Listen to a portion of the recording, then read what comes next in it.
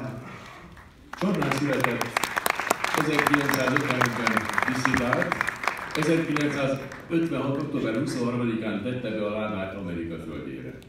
Volt gyári munkás, szobafestő, laboratóriumi technikus, majd kitanulta a számítástechnikai szakmát, így cégvezető és tulajdonos lett. Egy technológiai újítással sikert hozott, és az Intel óriás cég 2000-ben megvette a cégét és kinevezték alelnöknek. 2015-ben jelent meg Sikerre születtem életrajzi kötete, amelyben vallja: Amerika lett a második otthonom, de a gyökereimet sohasem feledem el.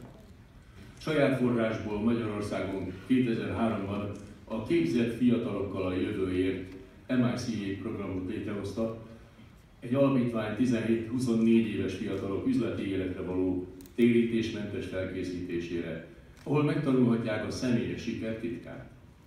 A képzéseken eddig több mint 600 középiskolás vett részt. Ma már az etikus vállalkozói ismeretek választható középiskolai tantárgy, az Oktatáskutató és a Nemzeti Fejlesztési Minisztérium hozzájárulásával.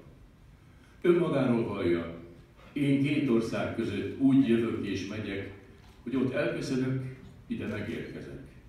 Ott az otthonom, de itt van a hazám. Gratulálunk! A világ magyar sajnáló művészeti együttes tagja a Magyar Nemzeti Táncegyüttes. Szeretettel köszöntjük az együttes képviseletében megjelent tagokat, Bolvári Takács Gábor igazgató urat. A díjat átveszi Zsurászki Zoltán táncművész koreográfus, az együttes művészeti vezetője. 2014-ben a Honvéd Táncszínház neve Magyar Nemzeti Táncegyüttesre változott, amely jól kifejezi